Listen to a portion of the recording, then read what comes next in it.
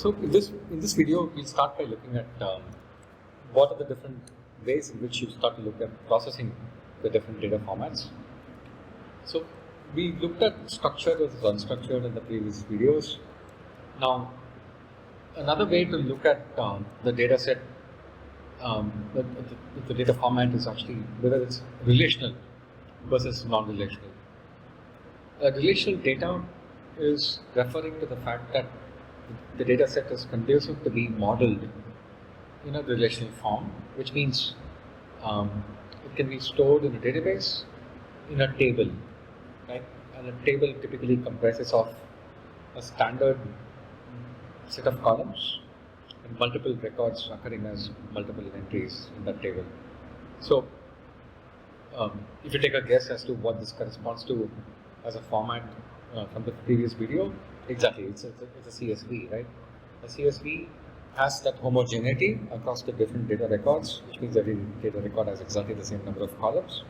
The values of each of the columns are exactly the same in terms of consistency of format, and you could take this and store it in a table in a relational database, and you would not go wrong. Non-relational data, on the other hand, is data that's not conducive to be stored in a table in a relational database. That's the simplest way to think about it. Why does this matter? It matters because databases, for good or for bad, are the majority data sources for most software applications which have been created like 15-20 years ago, and those are still around, right? Those are still being very much the storehouse of data in enterprises. So dealing with those kinds of data requires us to be able to deal with relational formats of the data, basically CSVs and formats which are adherent to the RFC 4180 standard. A non-relational data, on the other hand, invariably has other technologies which are involved, like for instance NoSQL databases, right? And those become more conducive for heterogeneous, flexible data mappings, which means the data records do not have the same representation. Right? There could be multiple different data records, and each could be having multiple different ways in which the columns are present. So we'll have to be careful about what is the nature based on whether it's relational or non-relational. The advantage of relational databases and relational datasets is that it becomes conducive for you to write processing logic using what's called as SQL. I'm sure you're familiar with SQL from a different course. It stands for Structured Query Language. SQL is extremely beneficial as a declarative programming interface for querying relational data. And what I mean by declarative is that you don't need to worry about specifying how to do a certain operation. You instead focus on specifying what the operation is about, right? You just specify the operation, specify what the columns are, what are you looking to do there, and that's sufficient. The database knows the data set that you're operating on top of, the way the fields are present, the way the columns are being queried by your operation, and the extent of data that's available, and it will figure out what's the best way to execute to get you the answers that you need. That's what declarative programming languages like SQL do. So this is useful if you don't want to worry about performance tuning, if you don't want to worry about high availability, handling failures and things like that, right? It gets taken care of by the database based on the volume of data, based on what it just provided to it as an operation.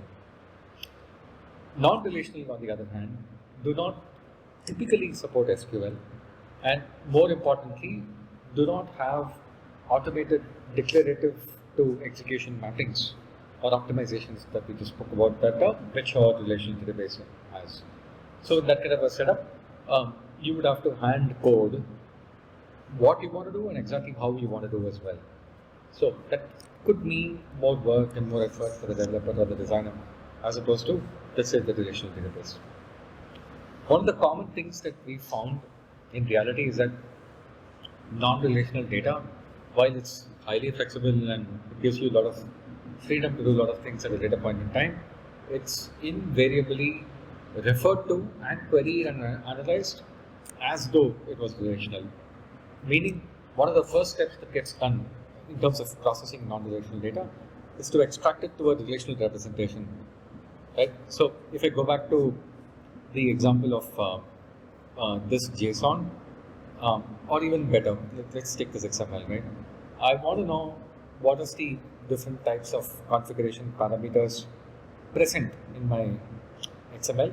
So all I have to do is then go to each different property element in that particular config file and refer to the name element and get the value that's embedded within that element. So I would say give me property.name.value, and that will give me all these, all these entries. And the moment you do that, you've created basically a single column table, which is of a uniform data type. In this case, it's a string of characters, and it's got homogeneity, right? Because it's got the same data type. It's all of the data records have it. And you could do the same thing with the value as well. So you could say, give me property.name.value and property.value.value, which is the value attached to that particular name value. And if I model it as a string instead of an integer, because some of the other entries here are not integers but strings, then I've got a 2-column data set, right? First is the name, second is the value, and I can model that as a set of data records with all of which have name and value pairs, and all of it is extracted from the same XML. So what I've done there is go from a multi-structured data, a non-relational data like the XML, and convert that into a relational data of 2 columns, name and value, and you'll get a bunch of name values pairs from it. So that's what I mean by the typical analysis uses non-relational to relational conversion as one of the first steps. Non-relational data formats are flexible, meaning I can choose to add more columns for a specific data record at a later point in time, not have to worry about past records becoming invalidated. So what I mean by that is, if I take a CSV file which is stored in a relational database or extracted from a relational database as a source, I expect all of the data records to be homogeneous. We spoke about this. Now, let's say that we want to change the table that is inside the database, and now want to include an additional field which says, let's say for instance the name of the client as an example, right? In which case I would be able to do that change in the database, not a problem. But what about all the data that's already been created? For that data, there is no third column. For data that's coming from now, there will be a third column because you asked for it, you made the change, therefore there will be some value. But for data that's already created, there is no third column. So how do you deal with that situation? So the common way in which relational databases deal with it is to populate those values with the special value null. Null means there is no value, right? So that kind of a setup, you could imagine that table to be present as a CSV. You would effectively add another comma because you want to delimit and create a new column, and then you leave the next column as blank. And when you leave it as blank, it's automatically inferred as null in certain databases, right? So that's how you would create. Which means you have to go back into history and make these special interpretations in order for the CSV table to make sense. Whereas for a non-relational table, right, a non-relational data format, I can keep adding new columns without having to have implications of how the previous columns need to change or not. So that gives me a lot of flexibility. So the process of going from non-relational data to relational data, it's called shredding, right? Don't ask me why, but it's called shredding. So you would want to, for instance, use shredding as the concept, as a step, to go from an XML or a JSON multi-structured representation to a relational representation, which is CSV. So we talked about this example. Property.name.value, property.value.value are 2 columns I'm going to extract from this XML, and that's going to give me a table with 2 columns called name and value, which has all the entries corresponding to the different property elements in the XML file. So In that setup, what I've done is I've shredded this XML into a CSV of 2 columns, name and value. Flattening, on the other hand, it's about taking nested structures of data within each data record present in the non-relational source and converting it into a value which occurs at the parent level of nesting. That's what's called as flattening. So, if I take an example, let's say, suppose that the entire T policy number, which is basically referring to an insurance policy for an individual, is taken by 2 people simultaneously. Which means, for instance, my family member and I, both of us have taken the same policy. I've taken the policy together in our joint names, and we are, insuring our car, as an example. In this case, when the data record for this policy gets stored, there would be a key corresponding to the name, like the policyholder name, right? And that key will have not just one value, but it will have 2 values, right? One for me and one for my family member. So the way JSON will represent that, it will say, let's say for instance, T underscore policy name, right? Colon, and then it will open up a curly brace because there are 2 values possible, right? Holder 1 and holder 2, right? And those become 2 different entries, but that entire curly brace element is nested within the T underscore policy name key, right? So then if you look at the parent level of a data record, you have the policy as the parent. The policy itself has the policy name. The policy name, it can have nested information available because in my case 2 people have taken the policy. So flattening is the work of taking all those levels of nesting and making it part of the parent level of nesting, the level 0 level of nesting, right? And in doing so, I create new data fields, obviously, right? Because there is no such thing as older 1 or older 2 in the parent document, in the parent structure, but there's only that in the substructure which is nested within the policy name. So when I take that and make it part of the parent structure, I create new fields, obviously. And then when creating new fields, I end up using multiple different data records for multiple different levels of nesting that are there.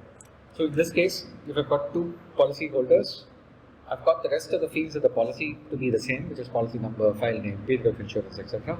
So when I do flattening, I'll create 2 records.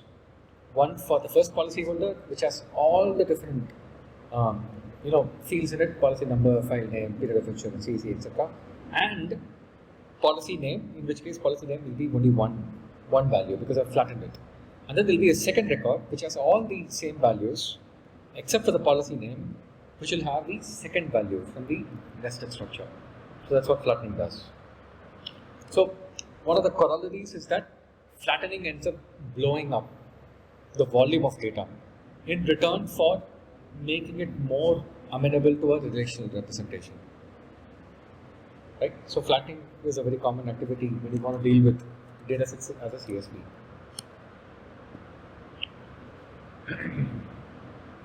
Excuse me. Now, so we've taken a look at data formats. Now let's take a look at the data that's getting generated by software, which is basically machine generated data, versus the data that's getting generated manually. What segregates the two? So the first part that segregates the two is the difference between syntax and semantics. Syntax refers to how a particular data looks to you, and that look and feel, if that's uniform, then it's called as then the syntax is referred to be consistent, right? So here's an example. I've got 2 different files. I'm representing them as tables, so think of it as 2 different CSV flat files, one coming from one source, the second is from another source, and both of those sources refer to the data within in exactly the same way, right? So the first field is ACC number, presumably some kind of an account number.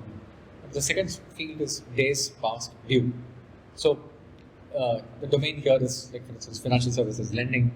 You've taken a loan, and the loan account number is this, and you're not able to repay the EMIs, and it's been 92 days since the past due date for the most recent EMI. So that's the data set we're talking about. So this kind of a setup, this file has these two columns, and the values are this, right? Another file coming from another source in the same enterprise, in the same company, refers to account number in exactly the same manner, ACC window, and refers to days past due also in exactly the same manner, in which case these two data sources are syntactically consistent, right? Same metadata, same values. Semantics, on the other hand, refers to the meaning of the data, right? Here, syntax is less important, meaning is more important. So semantics is more important. So here, the same source file in blue, ACC number, days past due. Let's say there's another source file which refers to account number in its full expanded form, like account number, and days past due is abbreviated as DBD, right? So the data set is actually the same if you look at it logically, but for the machine, if it reads these two data sets, it thinks that these columns are different. Obviously, right? The columns don't match. So then you'll have to train it, or you'll have to tell it that these two columns are actually exactly the same. So that distinction between syntax and semantics is very important, because for the manually generated data, especially when humans are involved in interpreting data, we pay less importance to the syntax. We pay more importance to semantics, naturally, right? Because we're more focused on the meaning. But if it involves extra steps, extra time and effort for us to make the column names consistent, make the values consistent, we don't do it, right? We're all lazy from that perspective. Kidding, right? But yeah, semantics. Semantics is what humans are trained to identify patterns in. Whereas for a machine, reasoning about semantics is super hard, right? Even with the latest of AI, for a machine to understand these two things being the same is really, really hard. It needs to be taught the domain, it needs to be given lots of external pieces of information for it to figure out that days past due is the same as DPD. Whereas, if data set is syntactically consistent, then a machine does a superb job at reading that and extrapolating from there and powering lots of different types of use cases. The second implication of machine generated versus manual is that the quality of the data differs, and when the quality differs, how is that difference handled is also going to be a point of distinguishing between the two. So in the world of manually generated data, when the quality of the data is broken egregiously, meaning that the quality is so bad that I'm expecting, let's say, date of birth and getting name. In that kind of a setup, a manually generated data or a manually verified data will immediately spot it. Right? Will immediately say, oh, this doesn't look right. Why is the name occurring in the date of birth field? And then it will, the human who's looking at it will also potentially have a way to fix the quality. Right? And once they do that, then they can move on and solve other kinds of problems. Right? Now, that will be only possible until the next manually generated data comes around. So the next manually generated data could have the same issues, could have different types of issues, right? So what that means is, once the data quality is broken, meaning once the data quality is not in place for the manually generated data, I can keep fixing it because the human is good at actually identifying those patterns, and I can eventually get to a point that there is no data quality issue at all. But for the software generated data, once the quality is broken, it's most likely because there is a bug in the software, or there is some kind of a bad handling of certain types of data, so therefore it just propagates the bad quality, in which case the quality is permanently broken. Which is also good in one way, right? Because you can go back and fix the bug. And once you fix the bug, the quality is permanently fixed. Unlike the human scenario, when each new human-generated data could have the same quality issue. Yeah, so that data was there. Then, for a manually generated data set, it's very, very rare that the humans are going to generate big data. Fundamentally, that's not, it doesn't seem right. So typically, manually generated data sets are small. Whereas software generated data sets can be small or big, doesn't matter. And finally, versioning is a problem. And versioning is a problem in real world because business changes in reality. And as businesses change, the software that powers them also changes. And therefore, the data that they're capturing also changes, which means new data sets are getting introduced, new columns, new fields, new versions, etc. When that happens, a software generated data will effectively create new versions, right, of the data, and we might not be able to find out about it soon enough because software is making its own choice. So, in which case then you find out about the versioning pretty late, and then you have to go scramble and adjust yourself to the changes in the version because the requirements have changed. Whereas in the manually generated data, versioning is a problem still, right? But then you'll get to see it immediately, right, when the data comes to you. So you'll see that the column name has changed from days past due to DPD. So from that point on, every single data record will have DPD as the name of the column, not days past due, or every single file. So in which case you can just go fix it as a new version from that point on, and you don't need to keep fixing it again and again. Whereas in the world of software generated, software interpreted data, the versioning has changed, and therefore you'll have to be told how to deal with it. And until that doesn't happen, software keeps failing because the versioning has already happened. So I'll take a pause here before moving on.